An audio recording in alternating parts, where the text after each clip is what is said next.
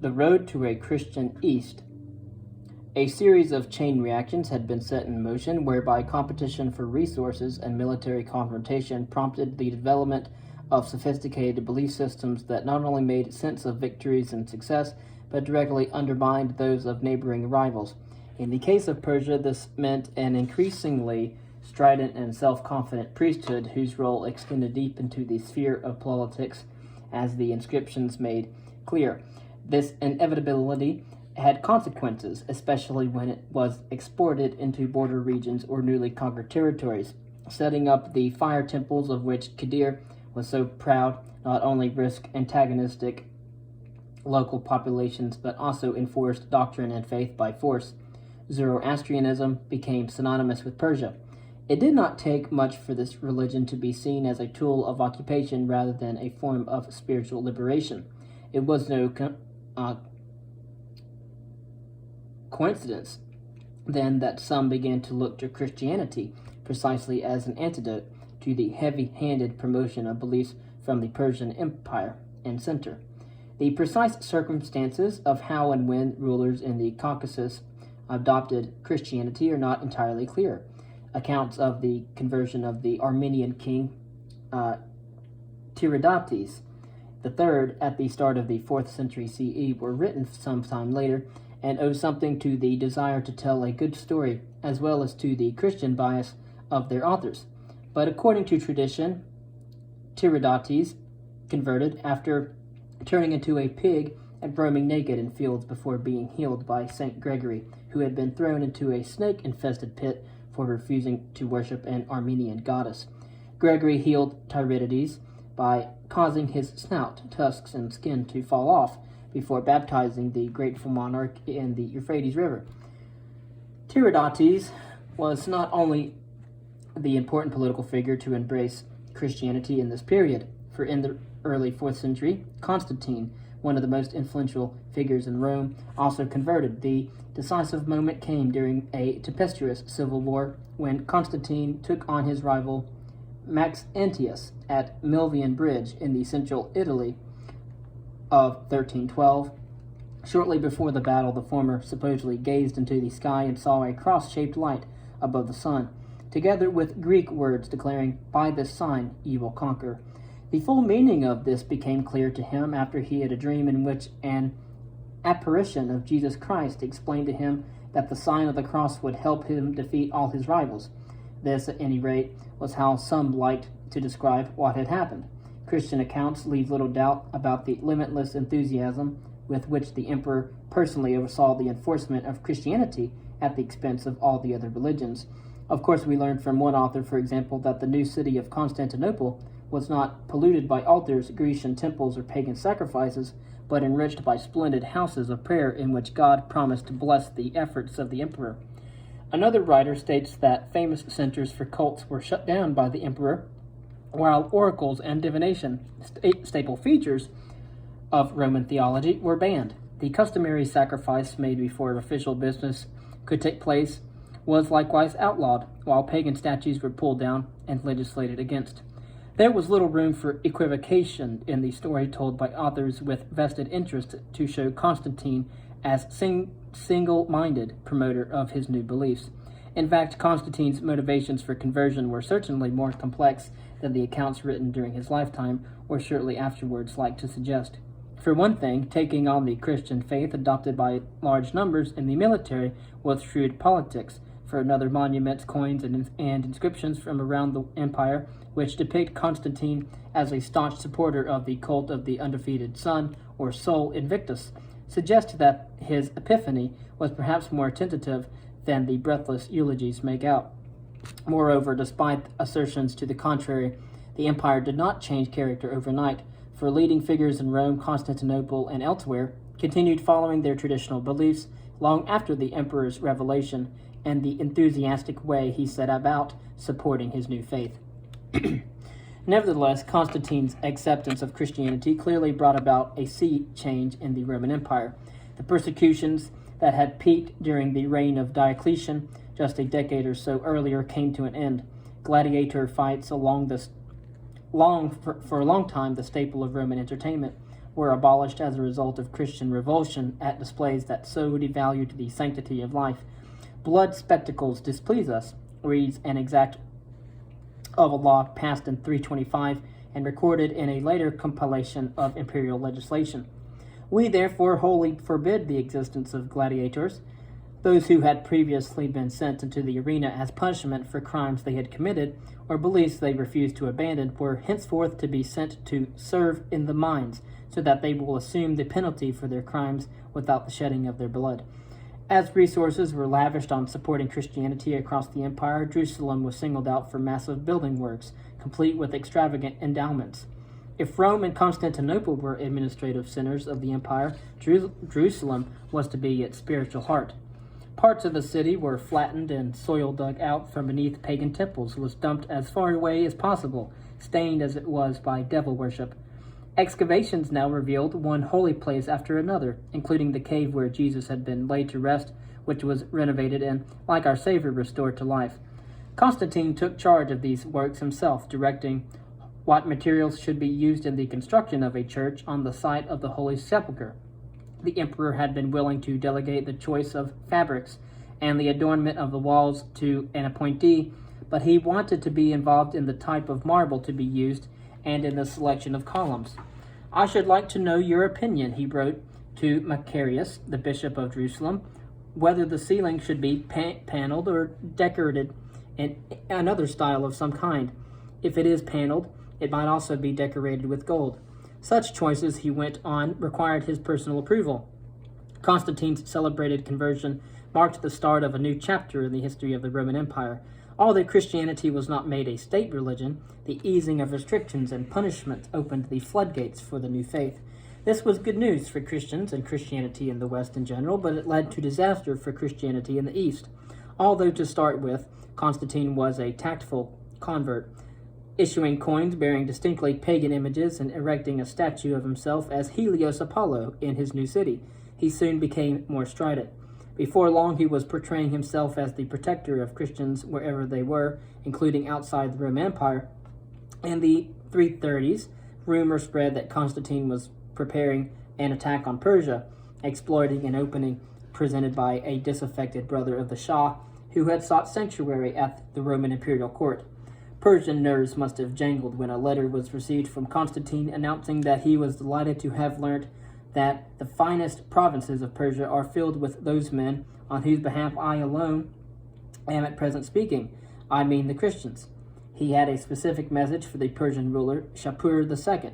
I commend these persons to you for your protection. Cherish them with your customary humanity and kindness, for by this proof of faith you will secure an immeasurable benefit from both to yourself and us.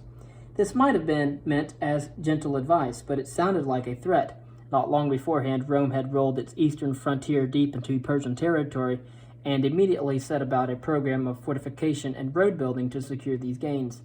When the ruler of Georgia, another Caucasian kingdom of commercial and strategic value, experienced an epiphany that was only marginally less colorful than Constantine's, the king literally saw the light after being engulfed by darkness while hunting.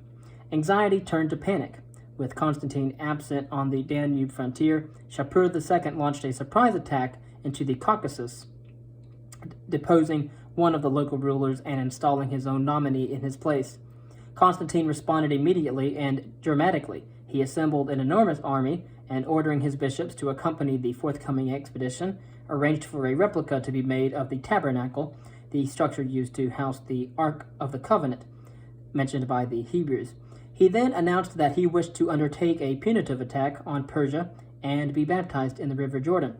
The scale of Constantine's ambition knew no bounds. He minted coins in advance, giving his half-nephew a new royal title, ruler of Persia. Excitement spread quickly among Christians in the East, captured in a letter written by Apharat, head of an important monastery near Mosul. Goodness has come to the people of God. This was the moment that he had been waiting for. Christ's kingdom on earth was about to be established once and for all. Be certain, he concluded, the beast will be killed at its preordained time. As the Persians prepared to mount fierce resistance, they had a huge stroke of luck before the expedition could get going. Constantine fell ill and died. Shapur II proceeded to unleash hell on the local Christian population in Persia as a reprisal for Constantine's aggression. Edged on by the Zoroastrian authorities, the Shah thirsted for the blood of the saints. Martyrs were made by the dozen. One manuscript from Edessa at the start of the 5th century CE records the execution of no fewer than 16 bishops as well as 50 priests in this period. Christians were now regarded as an advance guard, a fifth column that would open Persia to the Roman Empire in the west. Leading bishops were accused of making the Shah's followers and people rebel against his majesty and become slaves of the emperor who shares their faith. This bloodbath was a direct result of the enthusiastic adoption of Christianity in Rome. The persecutions unleashed by the Shah stemmed from the fact that Constantine had eluded the promotion of the Roman Empire with that of Christianity. The emperor's grand statements may have impressed and inspired men like Apharat, but they were immensely challenging for the leadership in Persia. Roman identity had been clear-cut before Constantine's conversion, but now the emperor and his successors was willing to talk of protecting not only Roman and citizens, but of Christians in general as well. It was a convenient ace to play, not least at home where the rhetoric was bound to go down well with bishops and the faithful. For those living beyond the empire's borders, however, it was potentially disastrous, as Shapur's victims found. It is ironic, therefore, that while Constantine is famous for being the emperor who laid the basis for the Christianization of Europe, it is never noted that there was a price to pay for his embrace of a new faith. It is spectacularly compromised Christianity's future in the East. The question was whether the teachings of Jesus Christ that had taken hold deep in Asia would be able to survive a determined challenge. In due course, tensions between Rome and Persia abated, and as they did so, attitudes to religion softened. This came about because Rome was forced into retreat so firmly in the 4th century CE that it found itself fighting for its very life. In a series of campaigns that lasted until Shapur II's death in 379, Persia succeeded in taking key nodes along the trade and communication routes running towards the Mediterranean. Nisibis and Senegra were recovered, and half of Armenia was annexed. Although this territorial rebalancing helped calm animosities, relations really improved when both Rome and Persia were faced with new challenges. Disaster was looming from the steppes. The world was entering a period of environmental change. In Europe, this was evidenced by rising sea levels and the emergence of malaria in North Sea region, while in Asia from the start of the 4th century, sharply reduced salinity in the Aral Sea, markedly different vegetation on the steppes, evident from high-resolution pollen analysis, and new patterns of glacier advances in the Tian Shan range all show fundamental shifts in global climatic change. The results were devastating, attested by a remarkable letter written by a Sogdian trader in the early 4th century and found not far from Dunhuang in western China. The merchant recounted to his fellow traders that food shortages and famine had taken a heavy toll, that such catastrophe had befallen China as to be barely describable. The emperor had fled from the capital, setting fire to his palace as he left, while the Sogdian merchant communities were gone, wiped out by starvation and death. Do not bother trying to trade there, the author advised. There is no profit for you to gain from it. He told of city after city being sacked. The situation was apocalyptic. The chaos created the perfect conditions for the mosaic of steppe tribes to consolidate. These peoples inhabited the belts of land linking Mongolia with the plains of Central Europe, where control of the best grazing land and of reliable water supply guaranteed considerable political power. One tribe now established themselves as masters on the steppes, crushing all before them. The Sogdian trader referred to the architects of apocalypse in his letter as the Zun. They were the Xiongnu, better known in the West as the Huns. Between about 350 and 360, there was a huge wave of migration as tribes were shunted off their lands and driven westwards. This was most likely caused by climate change, which made life on these steppes exceptionally harsh and triggered intense competition for resources. The impact was felt from Bactria in northern Afghanistan right up to the Roman frontier on the Danube River, where refugees began to appear in large numbers, begging to be allowed to resettle on imperial territory after being driven off their lands north of the Black Sea by the advancing Huns. The situation quickly became dangerously unstable. A massive Roman army sent to restore order was heavily defeated on the flat plains of Thrace in 378, with the Emperor Valens among the many casualties. The defenses burst open, and tribe after tribe poured through the empire's western provinces, threatening Rome as a result. Previously, the northern lip of the Black Sea and the steppe lands stretching deep into Asia had been regarded as implacably barbarous, filled with fierce warriors and empty of civilization or resources. It had not crossed Rome's mind that these regions could act as arteries, just like the routes linking the west with the east through Persia and through Egypt. These very regions were now about to deliver death and destruction into the very heart of Europe. Persia was also quaking in the face of cataclysm from the steppes. Its provinces in the east buckled under the onslaught. Before collapsing altogether, towns were depopulated. Crucial irrigation networks fell into disrepair and broke down as raids took their toll. Attacks through the Caucasus were overwhelming and resulted in prisoners and booty being seized from the cities of Mesopotamia, Syria, and Asia Minor. Then, in 395, a major long-range attack devastated the cities of the Tigris and Euphrates, reaching as far as Ctesiphon, the capital, before finally being driven back. United by a common interest in repelling the barbarian hordes, Persia and Rome now formed a remarkable alliance. To keep the nomads from descending through the Caucasus, a massive fortified wall was constructed running for nearly 125 miles between the Caspian and Black Seas, protecting the Persian interior from attack and serving as a physical barrier between the ordered world to the south and the chaos of the north. Studded with 30 forts evenly spaced along its length, the wall was also protected by a canal 15 feet deep. It was a marvel of architectural planning and engineering, but built with standardized bricks made in scores of kilns installed on site. The fortification was manned by some 30,000 troops, housed in garrisons that were set back from the wall itself. The barrier was just one of several innovative steps taken by the Sasanians to defend Persia's long northern frontier with the steppe, and to protect vulnerable trading posts such as Merv, which was the first location that would be encountered by attackers coming through the Karakum Desert in what is now Turkmenistan. Rome not only agreed to make regular financial contributions to the maintenance of this Persian wall, but also, according to several contemporary sources, supplied soldiers to help defend it. In a sign of how past rivalries had been set to one side, in 402, the Emperor Honorius in Constantinople appointed none other than the Shah to act as guardian to his son and heir. But by that time it was too late as far as Rome was concerned. Displacement across the steppes north of the Black Sea had created a perfect storm that led to the empire's frontiers on the Rhine being overwhelmed. A series of raids in the late 4th century cleaved Rome's western provinces wide open, with tribal leaders gaining personal kudos for military successes, as well as material gains that drew in more followers and gave fresh momentum to further attacks.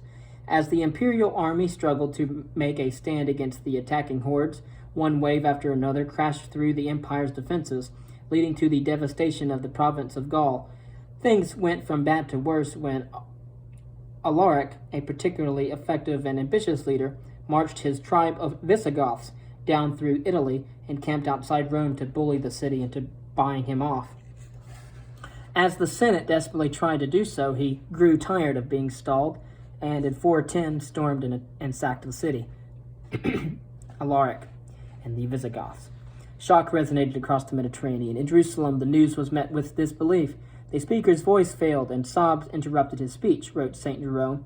The city that had conquered the whole world had itself been conquered. Who could believe it? Who could believe that Rome, built up through the ages by the conquest of the world, had fallen, that the mother of nations had become their tomb? At least the city was not torched, wrote the historian Jordanes, with the weary resignation of a century's hindsight. Burning or not, Rome's empire in the west now fell apart. Soon Spain was being ravaged, attacked by tribes such as the Alans, whose homelands lay far away between the Caspian and Black Seas, and whose trade in sable skins had first been carefully charted by commentators writing in China nearly 2 centuries earlier. Another tribal grouping, the Vandals, who had been displaced by the Huns, reached Roman North Africa by the 420s, taking control of the principal city, Carthage, as well as the vibrant and lucrative surrounding provinces that supplied most of the western half of the empire with corn. As if this were not bad enough, in the middle of the 5th century, having flushed forward a hodgepodge of tribes, Terravingian Goths, Alans, Vandals, Gepids, Nurians, Bastarians, and others besides the Huns themselves appeared in Europe, led by the most famous figure of late antiquity, Attila. The Huns caused pure terror. They are the seabed of evil, wrote one Roman writer, and exceedingly savage. Trained from youth to cope with extreme cold, hunger, and thirst, they dressed in the skins of field mice that were stitched together. They would eat roots and raw flesh, which would be partially warmed by being placed between their thighs. They had no interest in agriculture, noted another, and only wanted to steal from their neighbors, enslaving them in the process. They were like wolves. The Huns scarred the cheeks of infant boys when they were born in order to prevent facial hair growing later in life. While they spent so long on horseback that their bodies were grotesquely deformed, they looked like animals standing on their hind legs.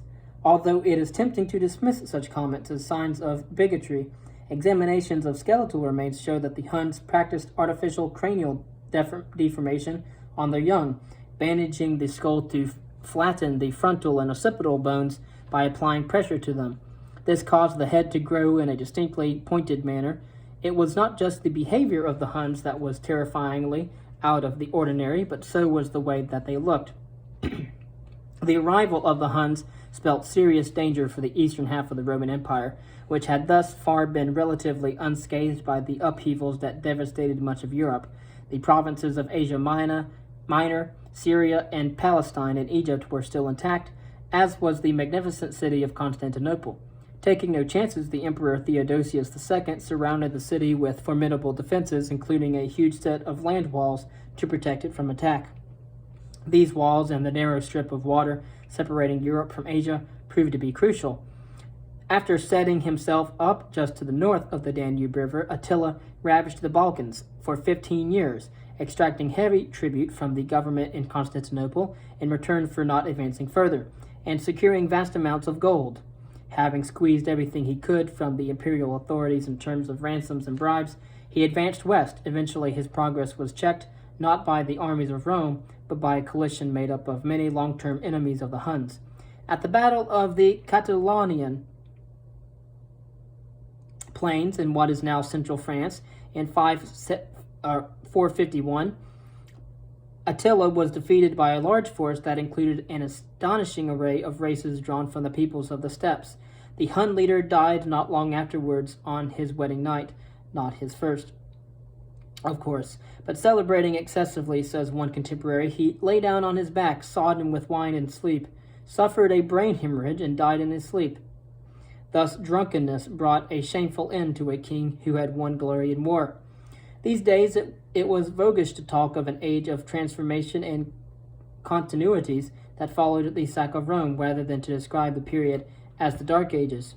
And yet, as one modern scholar argues powerfully, the impact of the rape, pillage, and anarchy that marked the 5th century as the Goths, Alans, Vandals, and Huns rampaged across Europe and North Africa is hard to exaggerate. Literacy levels plummeted. Building in stone and all but disappeared, a clear sign of collapse of wealth and ambition.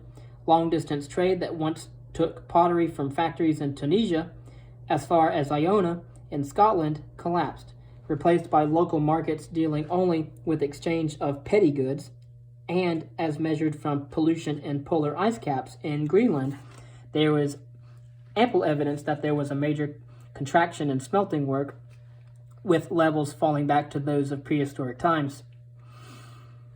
Contemporaries struggled to make sense of what to them was the complete collapse of the world order. Why does God allow us to be weaker and more miserable than all these other tribal peoples, wailed the 5th century Christian writer Salvian?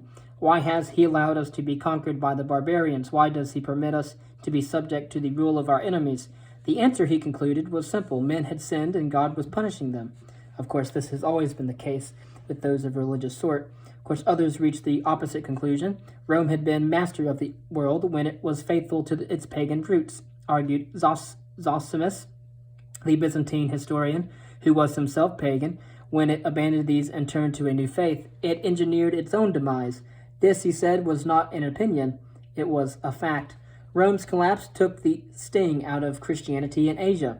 Relations with Persia had improved in the face of their mutual interests in resisting the peoples of the steppe, and with the empire deeply enfeebled, Christianity no longer looked as threatening, or perhaps even as convincing, as it had a century earlier when Constantine was gearing up to attack Persia and liberate its Christian population. In 410 CE, therefore, the first of several meetings took place, prompted by the Shah Yazdagerd. Shah Yazdagerd I to formalize the position of the Christian Church in Persia and to standardize its beliefs. As in the West, many divergent views had sprung up about what following Jesus meant precisely, about how believers should live and how they should manifest and practice their faith. As noted earlier, even Kirdir's inscription from the 3rd century spoke of two types of Christians, normally understood as differentiating between locals who had been evangelized and those who had been deported from Roman territory. Variation in practices and doctrine was a constant source of problems, perhaps not surprisingly, given that in places like Rev Ardashir in Fars in southern Iran, there were two churches, one conducting services in Greek, the other in Syriac. Rivalry sometimes prompted physical violence, such as in the city of Susiana in what is now southwestern Iran, where rival bishops tried to settle scores over a fistfight. Efforts by the bishop of Seleucia, Ctesiphon, one of the Persian Empire's most important cities, to bring order and unity to all Christian communities proved frustrating and also ineffective. With the possibility of salvation depending on getting questions of faith right, it was important to iron out differences once and for all, something the early church fathers had been at pains to stress since the very start. I now repeat what I have said before, St. Paul reminded the Galatians. If anyone proclaims a good news at variance with the good news which you have received, let him be outcast. It was in this context that texts were written to evangelize, or literally to give the good news, in order to explain who the Son of God was and what his precise message had been, and to systematize beliefs. To put an end to the debate that so troubled the early Christians and the church in the West, the Emperor Constantine had called a council at Nicaea in 325 CE, where bishops from across the empire were summoned to resolve rival interpretations about the relationship between God the Father and God the Son, one of the topics that had caused the most friction, and to resolve a host of other competing theories.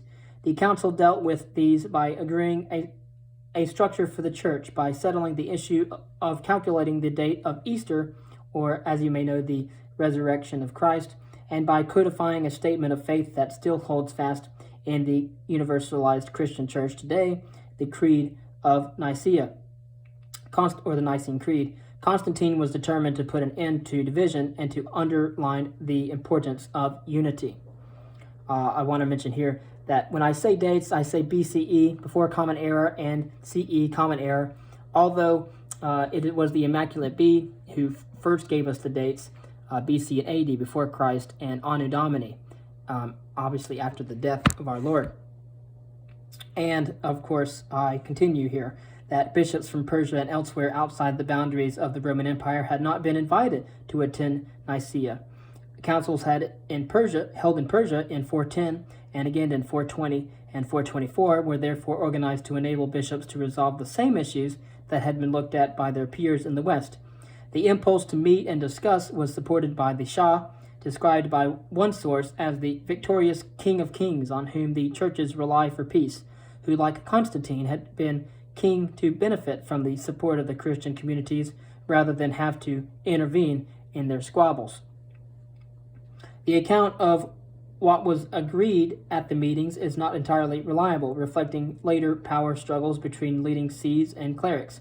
Nevertheless, important decisions clearly were made regarding the organization of the church.